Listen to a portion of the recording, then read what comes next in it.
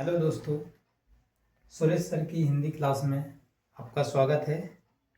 आज मैं कक्षा 10 और 12 के लिए जो महत्वपूर्ण टॉपिक है शब्द शक्ति, उसके बारे में चर्चा करेंगे, जो कि बहुत ही इम्पोर्टेंट है और 2 से 5 नंबर का लगभग उसके आने के चांस रहते हैं।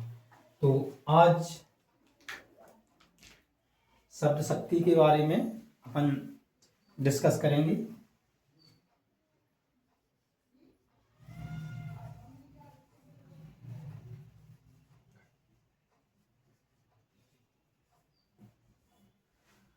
शब्द शक्ति, जैसा कि उसके नाम से ही हम जान सकते हैं, शब्द शब्द की शक्ति, यानी कि शब्द में जो भी गुण होता है यानी उसकी शक्ति होती है, उसे ही शब्द शक्ति कहते हैं।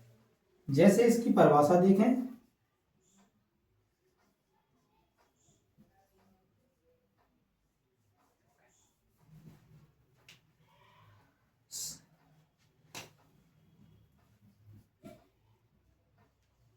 शब्द में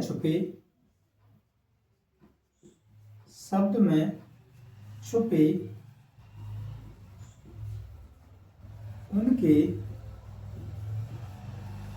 अंतर्निहित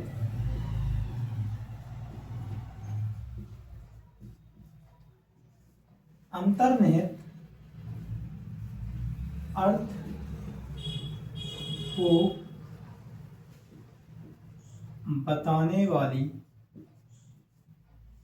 बताने वाली शक्ति शब्द शक्ति कहलाती है।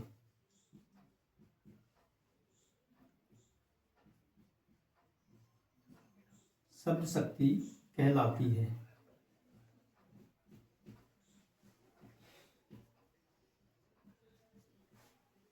शब्द शक्ति 3 प्रकार की होती है।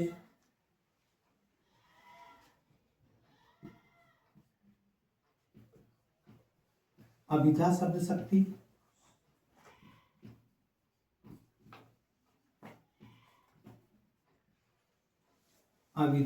शक्ति,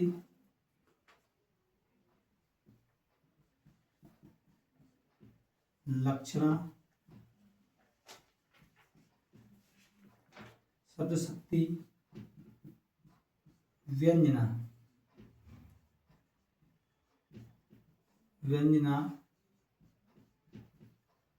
शब्द शक्ति।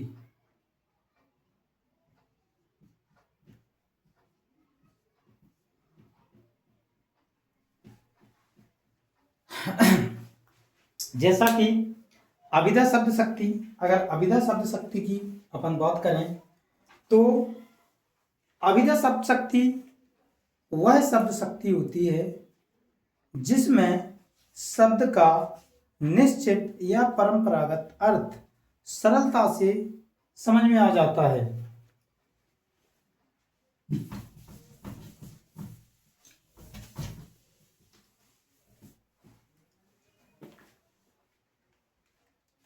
अभिधा शब्द शक्ति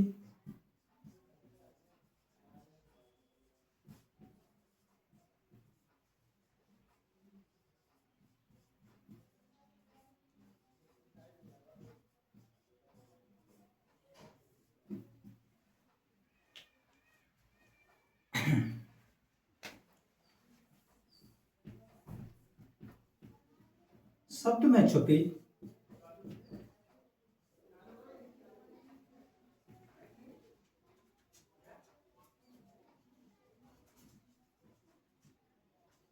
वह रूप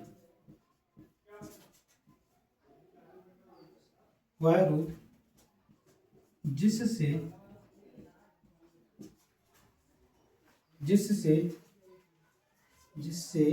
उसका सरल अर्थ आसानी से समझ में आ जाए। आसानी से समझ में आ जाए,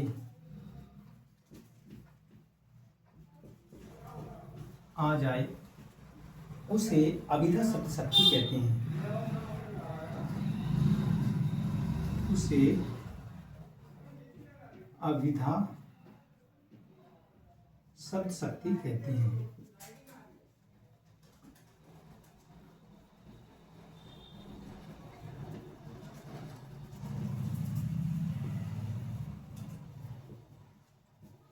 उसे अभिधा शब्द शक्ति कहते हैं। जैसे उदाहरण देखें,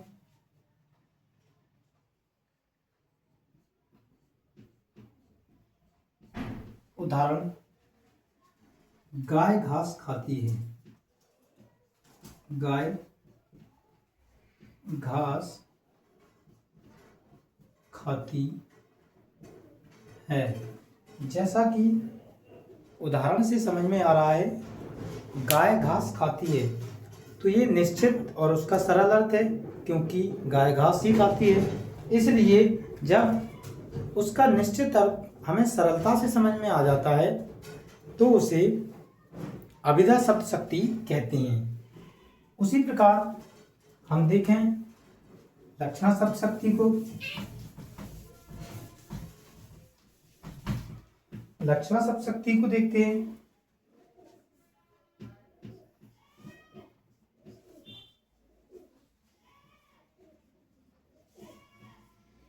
लक्षणा शब्द शक्ति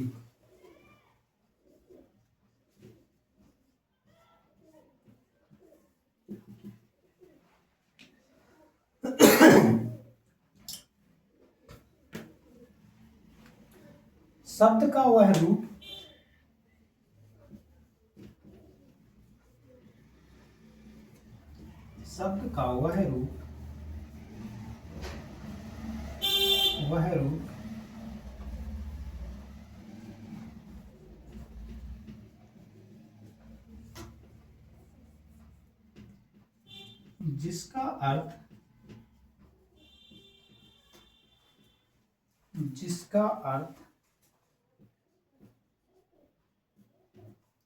जिसका अर्थ अभिधा के द्वारा न समझा जा सके।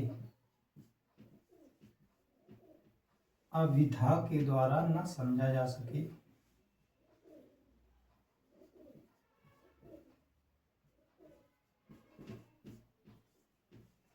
ना समझा जा सके,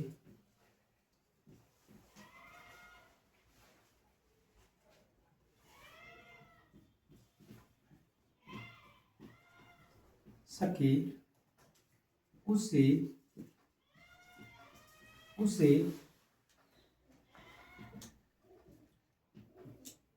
लक्षणा शब्द शक्ति कहते हैं।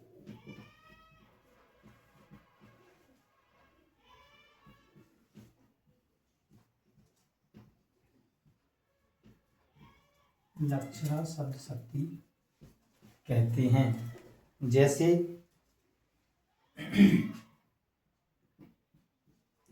किसी का नाम बता सकते हैं, जैसे हमने अभिधा शब्द शक्ति में बताया था, गाय घास खाती है। इसमें अगर अपन लक्षणा का उदाहरण बनाएं तो किसी का नाम दे सकते हैं, मनोरमा।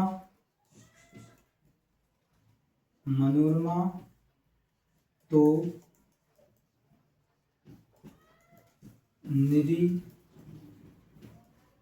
गाय है। अब इसे देखें, मनोरमा तो निरी गाय है। अब मनोरमा एक लड़की है, जबकि गाय एक पशु है, तो मनोरमा पशु नहीं हो सकती है।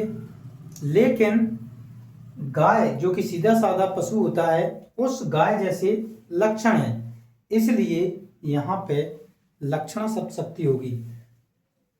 अब अगली शब्द शक्ति है अपनी व्यंजना शब्द शक्ति।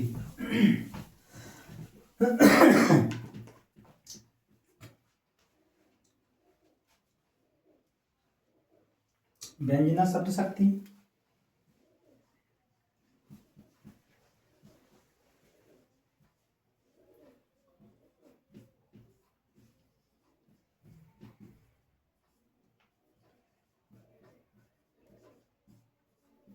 व्यंजना शब्द शक्ति, जहां पर अभिधा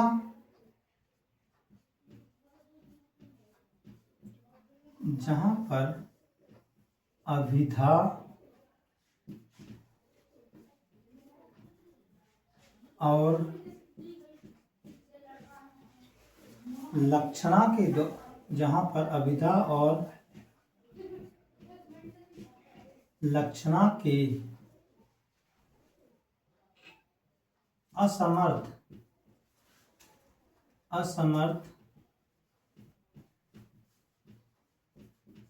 हो जाने पर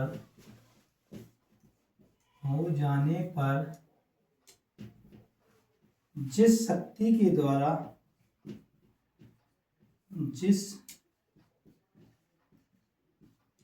शक्ति के द्वारा अर्थ ग्रहण किया जाए,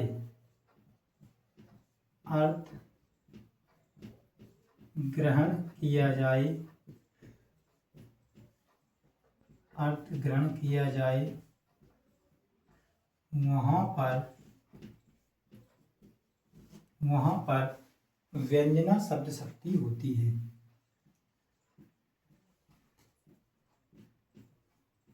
व्यंजना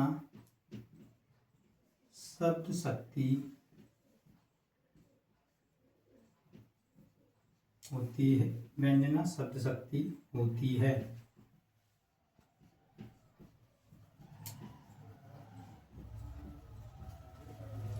उदाहरण देखें। उदाहरण में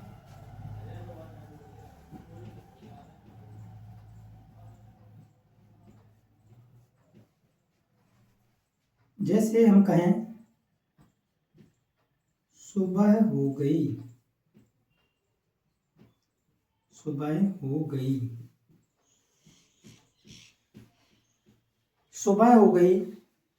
इस बात को अगर हम देखें तो सुबह हो गई एक वाक्य है, इसके कई अर्थ निकलेंगे।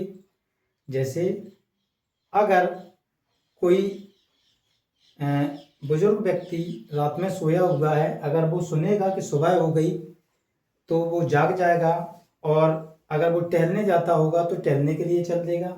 अगर कोई स्कूल का स्टूडेंट छात्र सुनेगा कि सुबह हो गई है और वो सुबह के टाइम कोचिंग जाता है तो वो कोचिंग के लिए तैयार हो गया। और अगर कोई किसान सुनता है कि सुबह हो गई और वो सुनेगा तो वो अपने हल को लेके खेतों की ओर जाएगा। यानी कि जो व्यक्ति इसको सुनेगा वो अपने अनुसार उसका अर्थ निकालेगा। तो ये व्यंजना शब्द शक्ति है। इसमें श्लेष अलंकार के उदाहरण भी व्यंजना शब्द शक्ति में आते हैं।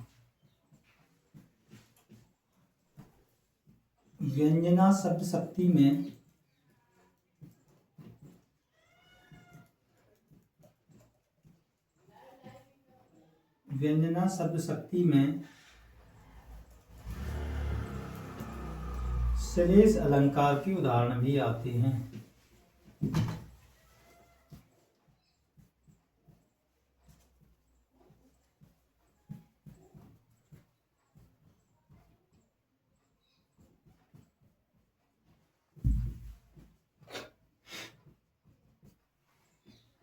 तो इस प्रकार आज अपन ने समझा, ये शब्द शक्ति थी, बहुत ही इम्पोर्टेंट टॉपिक है, इसे देखें सभी लोग। धन्यवाद।